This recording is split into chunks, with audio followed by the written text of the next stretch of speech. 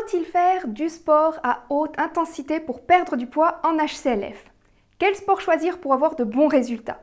Vous me posez souvent la question de savoir s'il est indispensable de pratiquer un sport plusieurs heures par semaine pour perdre du poids en HCLF. Je vais vous répondre en détail dans cette vidéo. Vous êtes prêts? Alors c'est parti!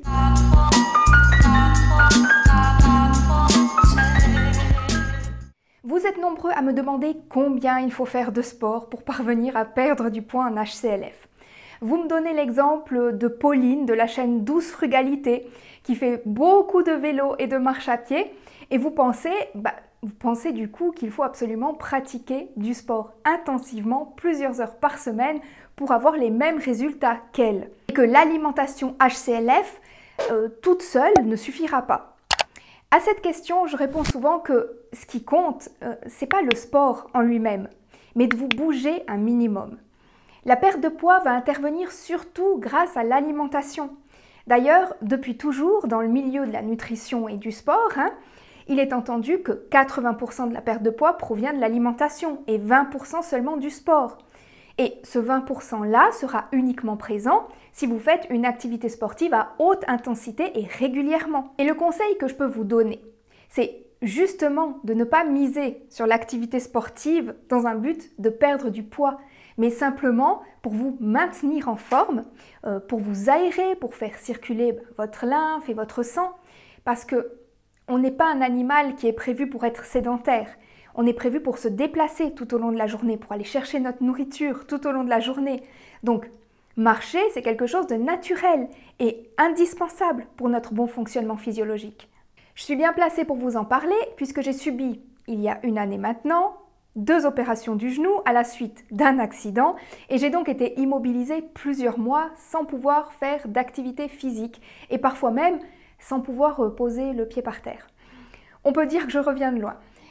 D'ailleurs, l'état de mon corps parle de lui-même.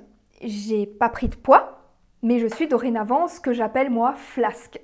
J'ai perdu la majorité de la masse musculaire que j'avais accumulée grâce au sport, que je pratiquais auparavant.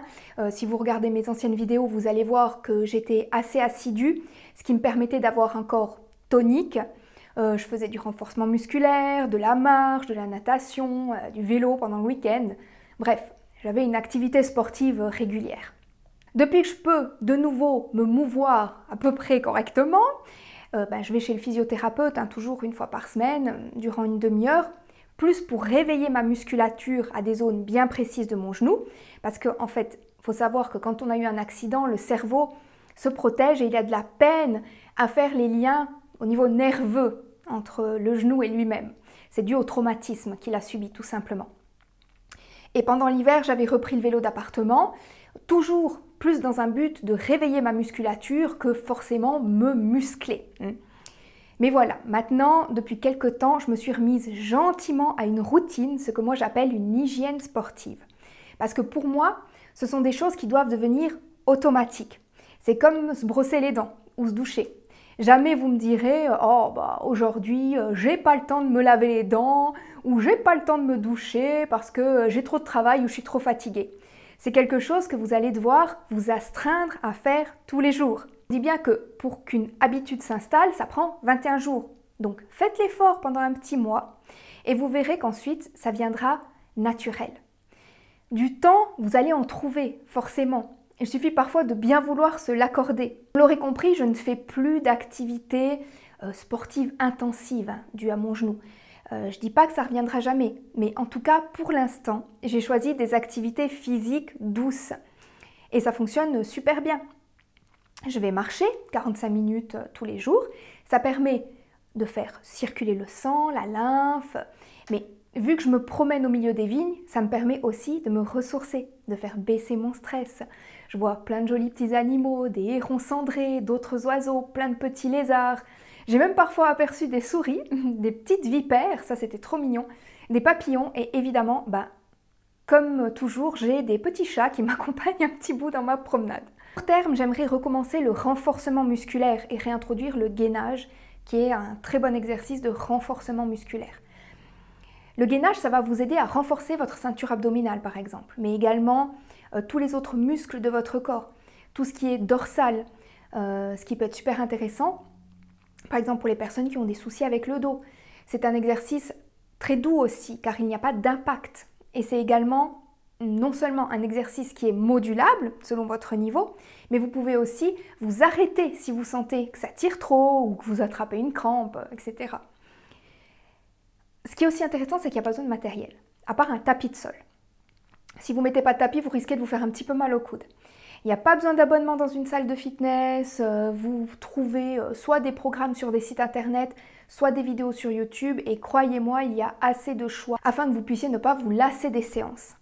La musculature, c'est très important, parce que ça vous évitera de vous blesser, notamment au niveau du dos. Dans un autre registre, la méditation, ça me permet de me détendre, mais également de me recentrer et de m'ancrer, car en fait, moi je suis quelqu'un qui est dans le mental, et toujours à 1000 à l'heure. Je m'oblige donc à ralentir et à recevoir les messages de ce qui est bon pour moi, parce que j'ai tendance à ne pas m'écouter et à faire abstraction de mes besoins au profit de ceux des autres. Si vous avez des petits-enfants et que vous ne trouvez pas 10 minutes de calme dans la journée pour méditer, je peux tout à fait le comprendre. Faites une méditation du soir dans votre lit. J'en propose quelques-unes sur ma chaîne, je vous mets le lien dans le petit et en description. Pour moi, la méditation, c'est tout aussi important que le sport dans votre hygiène quotidienne. Pour ma part, vu que je ne peux pas plier complètement le genou suite à mes opérations, je la pratique maintenant en position assise et c'est très bien également parce qu'en même temps, je peux renforcer mon ancrage. Donc si on additionne les 10-15 minutes de méditation, les 45 minutes de marche et les 10-15 minutes de gainage, on arriverait à environ 1h15 pour cette hygiène sportive et spirituelle quotidienne. Mais vous pouvez très bien vous contenter d'une demi-heure de marche tous les jours. Le but, c'est plus en fait de vous faire du bien physiquement et mentalement que de brûler des calories. Ça, vous l'aurez compris maintenant. En conclusion, vous voyez qu'en fait, il n'y a pas besoin de faire du sport à haute intensité tous les jours, pendant des heures, pour garder son poids de forme et pour garder sa santé aussi. Mais si vous voulez optimiser encore plus vos résultats de perte de poids, évidemment, vous pouvez faire du vélo à haute intensité, de la course à pied, de la natation ou tout autre sport cardio qui vont optimiser la perte de poids. Pour en revenir à Pauline, elle mange à hauteur de ses dépenses énergétiques et c'est pareil pour moi. Je mangerai plus si je fais plus de sport sur une journée. Forcément, puisque le corps va brûler plus d'énergie et donc brûler plus de glucose qui provient des glucides. L'énergie, c'est les glucides. Le corps ne sait pas utiliser autre chose que la molécule de glucose. Vos cellules ne savent pas transformer autre chose que du glucose en énergie. Le truc, c'est de savoir si vous voulez lui faciliter la vie en lui offrant des glucides directement ou si vous voulez l'encrasser et lui rendre le travail difficile en l'obligeant à fabriquer du glucose à partir de gras et de protéines. Vous verrez qu'à force de pratiquer cette alimentation, votre corps va vous demander de vous dépenser. Vous aurez besoin de sortir et de faire une activité physique au quotidien. En fait, c'est de nouveau un cercle vertueux. Plus vous mangez de glucides, plus vous produirez d'énergie et plus vous aurez envie de vous dépenser. Alors, n'ayez pas peur de vous lancer. Après, forcément que si vous avez envie d'avoir un corps musclé comme celui de Pauline, il vous faudra faire du sport. Mais pour ce qui est du poids, un régime HCLF est amplement suffisant. Alors, n'hésitez surtout pas à vous lancer. Via Felicia à tous!